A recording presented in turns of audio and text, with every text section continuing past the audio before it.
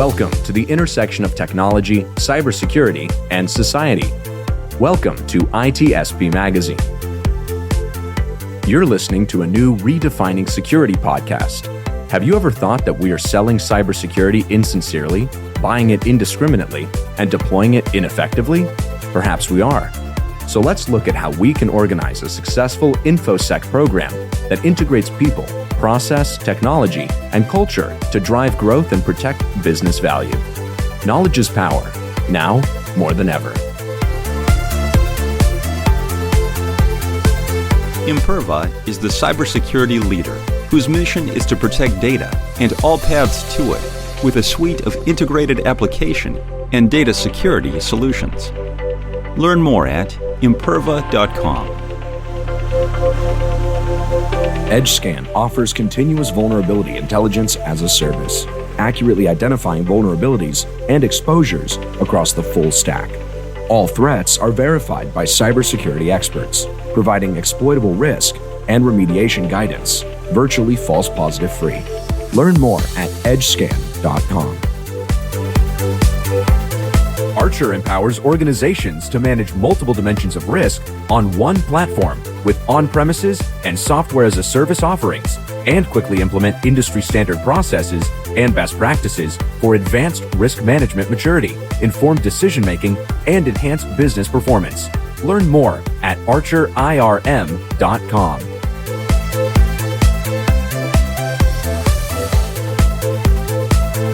Hello everybody, this is Sean Martin, and you are listening to a new Redefining Security episode here on ITSP Magazine. And as you know, this channel is all about finding the value in what we do in information security and figuring out how to operationalize all the stuff that we can get our hands on. Some of it is valuable, some of it may not be. We're going to look at threat intelligence today. And this conversation was inspired by a tweet that I saw from Andy Piazza and a reply that I saw from Rebecca Ford. And I thought, let's bring the two of them together. And they said, yes, let's have a good chat about threat intel, the value or the misconception of what it actually brings. And before I get into it, quick word from each of you, who you are, what you're up to, as much as you'd like to share. Rebecca, you first. Hi, thanks for having me and Andy on the show, Sean. This was a real privilege to be here. Again, my name's Rebecca Ford, and I run the CTI program at a Fortune 50 company in the media and entertainment industry. Love it. And Andy? My responsibility is a little bit smaller than hers. I'm Andy Piazza. I'm the chief evangelist for a small government contracting company here in Northern Virginia called FIA. I'm also a threat analyst during the day with some government clients. So I always like to stress that I'm on the consumer side of threat intel. While I write intel products, it's usually just for my immediate client. And I think that's important as we talk about threat intel here later in this conversation, of which side you're on, because producers, right, the FireEyes, the CrowdStrikes, the vendor side, they've got a lot different requirements than what we do on the consumer side, and slightly different processes and needs for people. So I think that's important. Yep.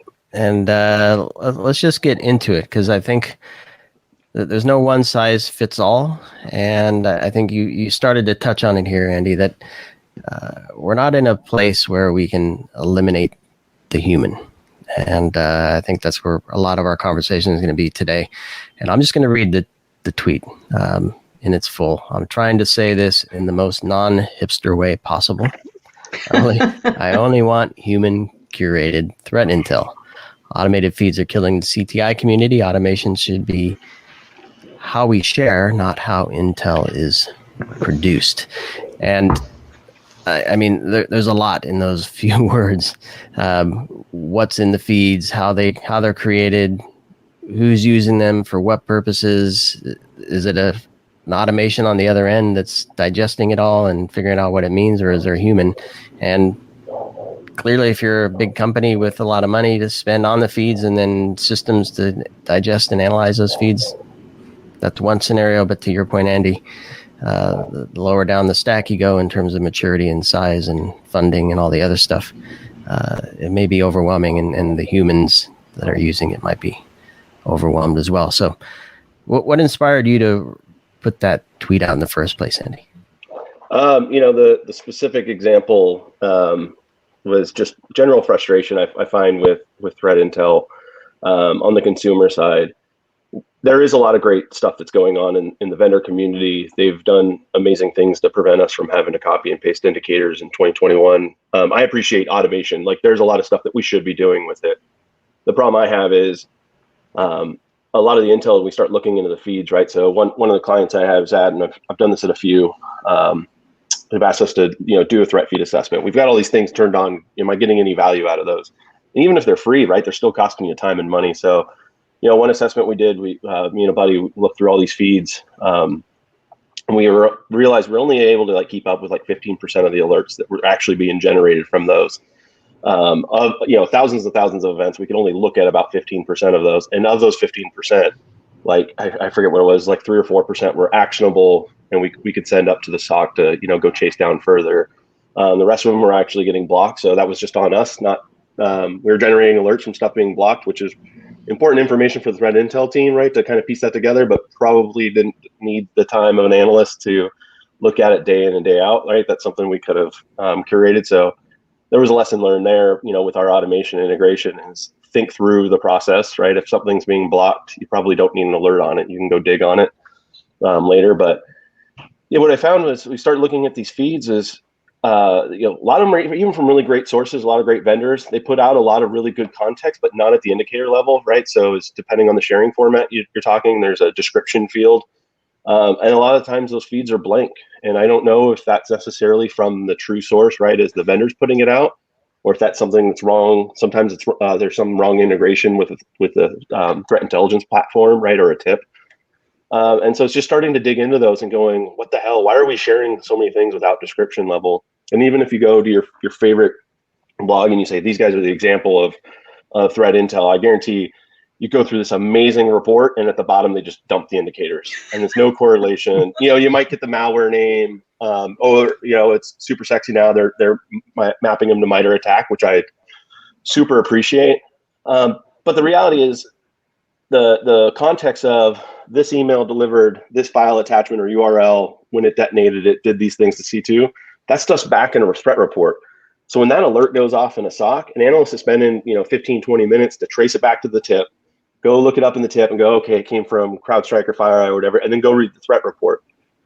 We have information sharing standards around STIX and Open CSV and stuff, or Open IOC, that says, put that stuff in the description field, right? We make the fields available. We don't really enforce a standard there, of course, because it's all people buying into this open standard, but that's really where that stuff should be. So when that alert goes off in your SIEM, the SOC analyst can see, oh, this C2 URL, they should be able to read it, contextually all the way back to the email. And I just think that as a community, we're kind of failing each other when we're sharing stuff. It doesn't matter, if you write something really, really cool in that blog report, if it's not going with the indicator into the SIEM, we're just shooting ourselves in the foot. And that's where a lot of that frustration originally came from. Yeah, and Rebecca, you kind of did a full circle in your tweet, noting that, and I think you're highlighting some of the things that Andy's touching on as well, the language and the data that's in it. I think once right? I think once I wrote my response back, that's when I'm like, oh wait, I'm already saying everything that you're saying. I'll post it anyway, but Andy, I did check out your Medium post, I think it was, on how to evaluate threat feeds.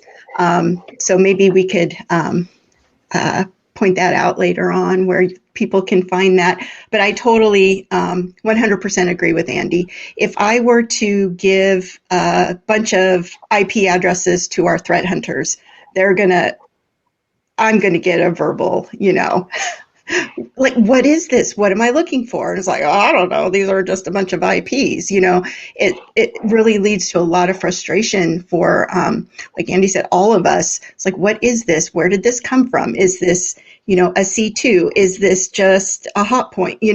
We need all of that information, and the automated threat feeds aren't providing that. And, it is a letdown. I'm not going to share a bunch of IPs with my collaboration partners because without that contextual information, it's just not going to work for us.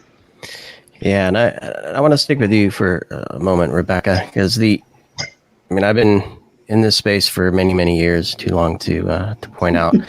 And it's always been, I come from the vendor side originally, and it's always been generate more data, collect more data, bring it all together.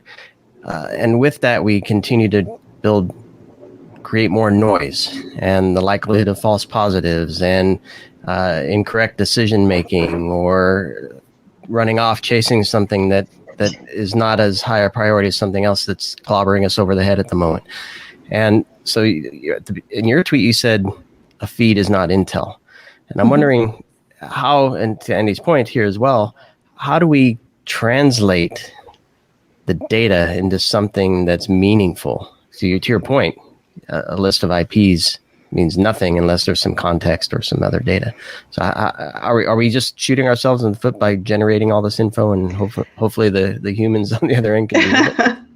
I think that's a very loaded question, right? Like I don't have the answers, but I do know that the SOC has what we call, alert fatigue. If you guys are only looking at 15% of all the alerts, what's going on with the other 85%, if I did the math right. But, after a while, I worked in a SOC, way back in the day, and you just see, and this was, 15 years ago, all the alerts back then when we didn't have all those big data feeds. And you just kind of picked and chose what you wanted to look at. And, this looks like it might be interesting, but it may be completely, benign or whatever. And I think that's why bringing in that human side to correlate all those data points, track a campaign, and still have access to that data, but you have to make something actionable. Like, I love writing reports that are basically the bottom line up front is, this is cool, but it has no relevance in protecting, the network. So I think there's just a lot of things that are going, and we don't have, a standardization of information and information sharing. Yeah, I kind of spoke on that earlier. We talked about how it can be shared technically, but not like minimum standards for sharing, right? We'd say, this is the technical language, Dix Taxi, here's how to move the data, but not, hey, stop putting out crap, right? And a lot of folks are, and that, interesting enough, when we did a threat feed assessment recently, first, you're going to buy a new tip. That's awesome. Your vendor's going to give you a list of feeds you can turn on. That's like your menu. Like you go to a restaurant, you don't order the whole menu, but as much, maybe a dad joke's in there that we want to order the whole menu, but you don't ultimately, right? Don't turn them all on, right? And that's ultimately what almost every client I've been to has done. They've turned on all the feeds that the vendor offered them through their platform.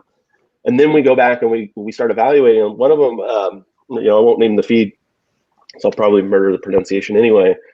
We actually went to the website. My buddy hits me in chat. He's like, dude, this one literally says this is known to cause a lot of false positives and isn't a good source of intel.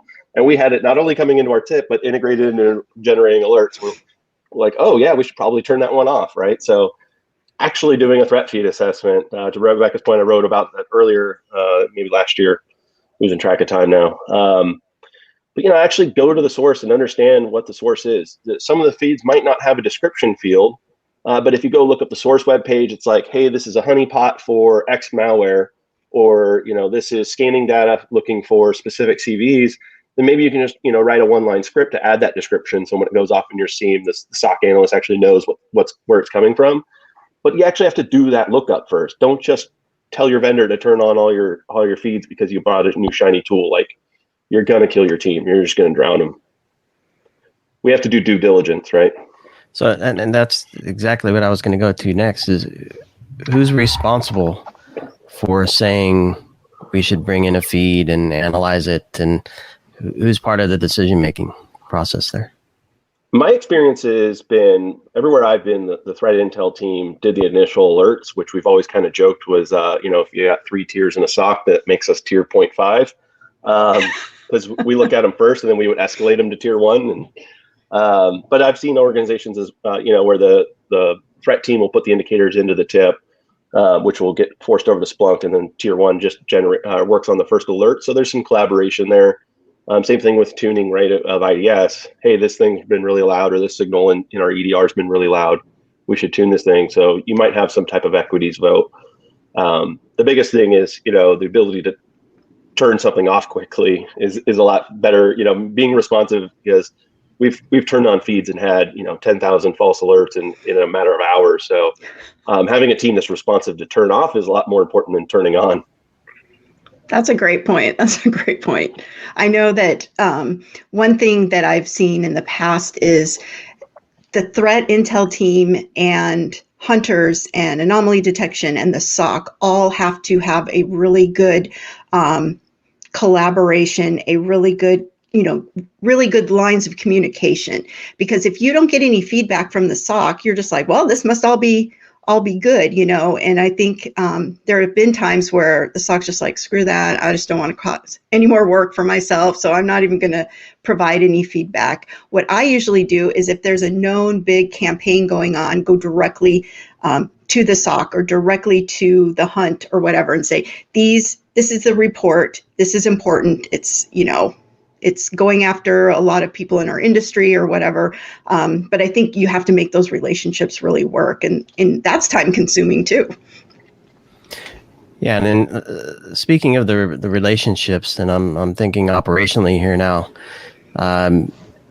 what do those conversations look like, sound like? Are those weekly, daily, monthly, quarterly? How do those take place? In my previous organization, our team was kind of large. The threat team was relatively small, but the team was large, and we were separated over 2 locations, a couple different states away. And whenever we'd have daily meetings in the stand-up sync, but people obviously wouldn't share. It was mostly the managers kind of going over the ticket list. And I found when we got forced out to COVID, we actually shared a lot more and interacted a lot more. And part of it was, I've got my own camera here and I've got my own voice here. I'm not around a conference table with 15 teammates. And so we could very quickly fire up a one-on-one, whether it was just in Teams chat or actually dialing into a Zoom call or a Teams call.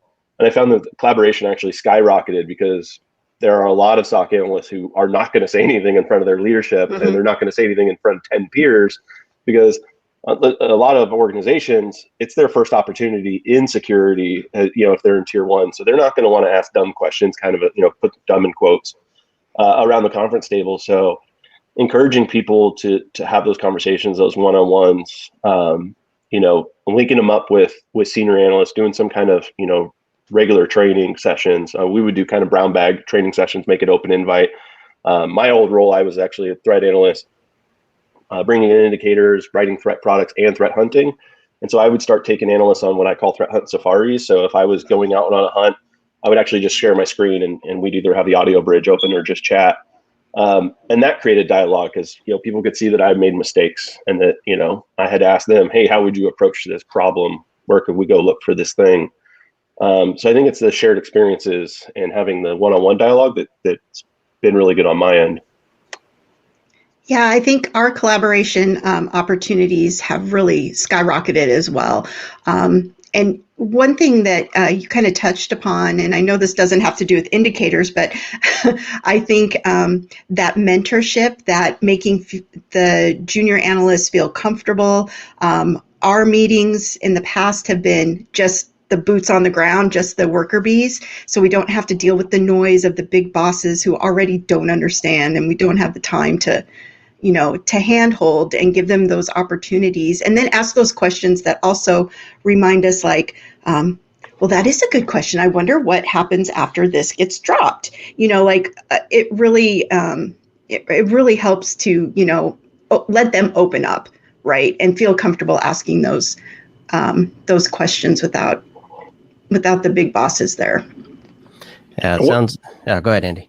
I was going to say, one of the important things in threat intel, right, is building up relationships with our stakeholders. And oftentimes we think of, briefing the CISO, briefing the CIO, and briefing up. Well, the reality is when we're talking security, especially with cyber threat intelligence, your most important stakeholder and probably your most important decision maker, and I love telling this to a CISO or a board, isn't your board. It's the SOC analyst who says, is this a false positive in 30 seconds or less, right? So having the relationships with them that they're comfortable pinging us with an unofficial RFI via chat, instead of going through some crazy RFI process. Hey, can you take a look at this? I don't know what this means, right? So building those relationships with those stakeholders is going to be critical. Like, they have to be comfortable, asking, how do you look this up? Asking those kinds of questions, because they really are your decision makers of what gets escalated. And as a threat intel analyst, I often am on the front end, bringing the threat intel in, but I'm also on the back end helping with intrusion analysis. If something gets declared an incident, intel support usually automatically gets applied to anything that's declared as an incident. So I kind of have to eat my own dog food, right? And I want to make sure that whole process end to end, we have a good relationship with those folks, that they know what tools we're looking at. We're deduplicating efforts, right? Like, go into a ticket and see they already looked up all of the sources I would have already looked up, that kind of a thing, right? So they're a really important stakeholder, especially when, the fertilizer hits the ventilator and you've got an incident. You want to have good relationship and know what each other's processes are, so you can lean on each other. Yeah, and so to this point, I want to dig into the language and the conversation, because you said the SOC is the main stakeholder, and then separate from that, you said the CISO and the executive team and the board. And I'm wondering, there's a layer in there, typically the line of business. And I often like to look at this layer because that's, to me, what really matters is keeping the business running safely, securely, without fraud, right? So I'm wondering how the feeds and the intel that you get and the analysis that you do, how do you get the context of what matters for the business in CTI? From a sector perspective, from a threat perspective, what are some of the things you deal with? My experience has been trying to understand the business and business processes. And, oftentimes we talk to threat intel folks, the first word we're going to come out of their mouth, what are your requirements, right? What are your threat intelligence requirements? I don't like that approach. I would much rather go, because one, you ask a business person that, they're going to be like, I don't know what you mean, or I need a new database. I don't know what you mean by threat requirements. One of the business units I previously supported for some high priority stuff, they did some things related to elections. They had a website that was election related that people could upload files and to get sent to the company. So I was like, hey, explain that to me. You have that open to the whole internet. The only reason we were informed of it at the time was there was a foreign email address that ended in a .other country. And that's the only reason they're like, hey, we should probably tell the threat intel folks about this. And so we started asking questions about this process, like, what happens to that file? Does it go to the end user and they open or detonate open the file on their computer, or is it sitting on a server? And so we could start asking those kinds of questions, like, what does your process look like for that, and understand that. And so me as a threat hunter, I was able to go look at the server to say, where are these files? Do we see any weird C2 going out from these files being opened? But we could also put together a quick briefing and give them an overview of how threat actors previously abused such things, right? We worked with our website protection team to make sure that website was behind the web application firewall, and go just review that website to see if anything weird fired in the WAF, right? So it actually just a conversation of, wait, what are you using that website for? Oh, anyone from the internet can upload a file to that? I should ask some more questions. We never talked about, we didn't use kill chain, we didn't use MITRE attack techniques. It was just, and then what do you do with it? And then what do you do with it? And just having a normal human conversation. I'm cataloging those things in the back of my brain as we go through them, and what hunts I need to go on and other actions. Make sure the malware's signatures are updated, or the antivirus signatures are updated on those servers, that kind of a thing. But we're just talking to a business. It's just, oh, that's really cool. What else do you do? Right. And just being interested in actually what they do, and you'll understand your threat landscape a lot better than, spending 4 months in trying to figure out what your IP space looks like.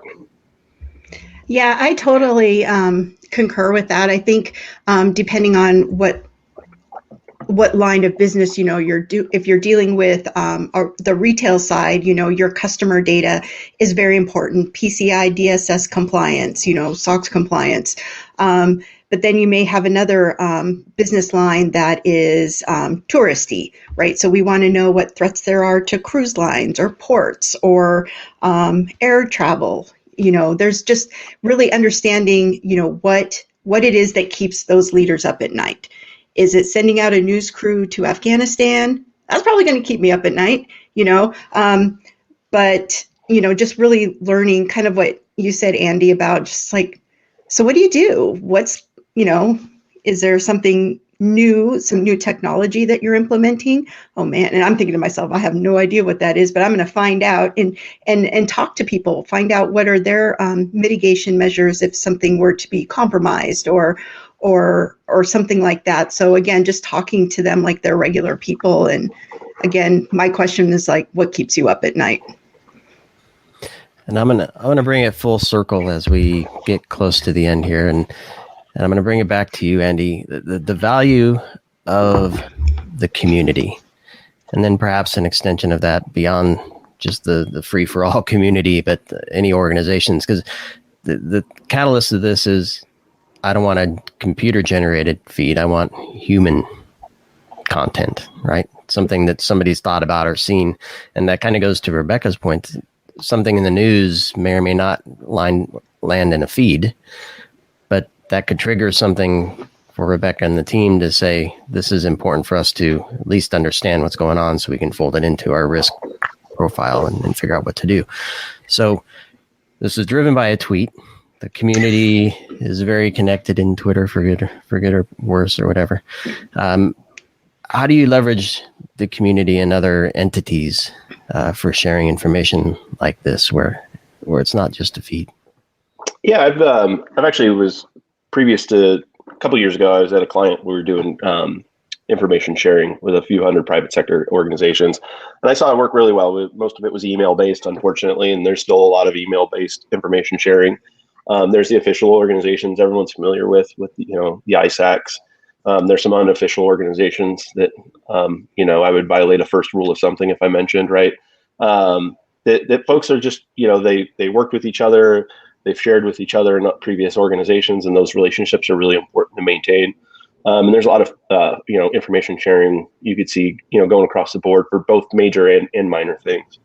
The big thing I found, though, when I was a certain government information sharing program, I would stand up on stage and be like, why aren't you guys sharing? Your numbers are really low. There's 200 companies here. And then I would talk to people, maybe go have a happy hour, some snacks afterwards.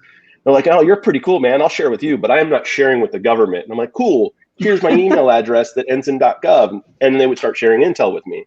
But they want to know who's on the other end of that email. They want to know it's not a black box email address that nobody's responding to, like, some type of customer service, right? They want to know who's the person on the other end, that they've looked them in the eye, shook their hand, and that they trust that individual.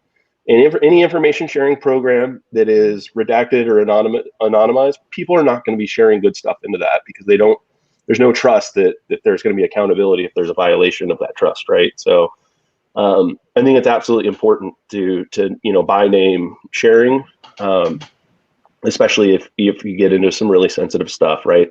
Yeah, FS ISAC's a great example of probably one of the better ISACs, more mature.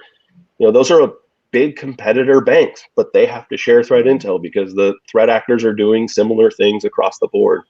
And I've seen it in previous examples where we would share something from the financial sector out, and it actually showed up in the energy sector. And the energy sector folks came back and said, hey, I saw that, and we actually got the stage 2 malware, and here's that sample back. And so that sharing from a threat intel perspective is really awesome because you might get additional insight from malware and stuff. But it's also important to share because, you may think you're being like super targeted. Well, if you're not talking to the rest of the community, you have no idea that 200,000 other people got it, right?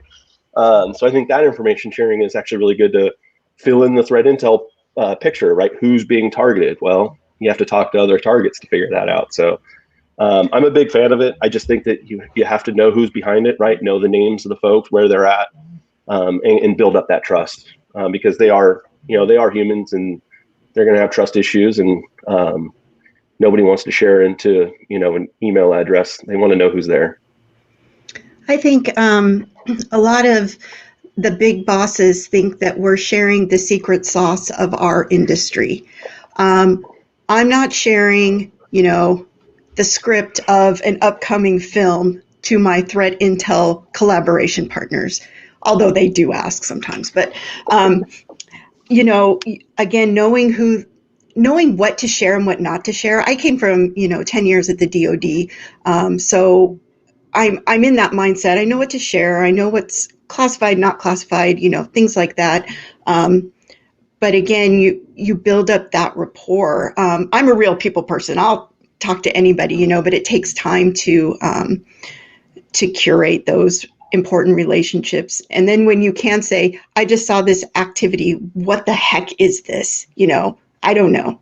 And people get excited when they can share information, right? Like, oh my gosh, I just looked at this domain and it was also, this guy also registered these 4 domains, like it becomes a group, we're all in this together against the bad guys. And I think that's, that gives you that feel good, like you are contributing not only to your own network security, but you're helping everybody else. Yeah, I'm really glad you took it there. And maybe just a quick word from each of you in either something executives should know they can expect from a good threat intel team and data, or a misconception that you think should be adjusted. Pick one or the other. Kind of to Rebecca's point, you trust us with the security of your network. You should trust us to be able to decide what to share. I've seen sharing programs get killed 1,000 times because we'll write up a basic SOP that says this is what we'll share and not share. And then it goes and sits with the lawyers and the board for years and years and literally just never gets approved. And it's killing them because nobody wants to share with us unless we're willing to share too. So if you trust me and have admin credentials in your network, you can trust that I can represent you having a conversation, with another organization. Like, we are literally hired to do these things. It's part of why you hire us. Give us that trust too. And I think for me, just because you have a tip doesn't mean there's anything to it, right? It needs proper care and feeding and, 1 or 2 people just to look at the tip, right? And I don't think that leadership always understands the need for bodies. They want more tools. And I've seen that, other analysts kind of saying the tools aren't going to do it. We need the people to properly care and feed the tools to give us that premium intel. Yeah, well, I have to say, I'm thankful you both trusted me to this conversation. And I think I certainly learned a lot, and I suspect others listening to this episode will gain some insight from two awesome people. So, Andy, Rebecca, thank you for first spurring this conversation in the community and then bringing it to life here on ITSP Magazine. Great. Thank you, Sean. Thanks, Sean. Archer empowers organizations to manage multiple dimensions of risk on one platform with on-premises and software-as-a-service offerings, and quickly implement industry-standard processes and best practices for advanced risk management maturity, informed decision-making, and enhanced business performance. Learn more at archerirm.com. EdgeScan offers continuous vulnerability intelligence as a service, accurately identifying vulnerabilities and exposures across the full stack. All threats are verified by cybersecurity experts, providing exploitable risk and remediation guidance, virtually false positive free. Learn more at edgescan.com. Imperva is the cybersecurity leader whose mission is to protect data and all paths to it with a suite of integrated application and data security solutions. Learn more at imperva.com. We hope you enjoyed this episode of Redefining Security podcast. If you learned something new and this podcast made you think, then share ITSPmagazine.com with your friends, family, and colleagues. If you represent a company and wish to associate your brand with our conversations, sponsor one or more of our podcast channels. We hope you will come back for more stories and follow us on our journey. You can always find us at the intersection of technology, cybersecurity, and society.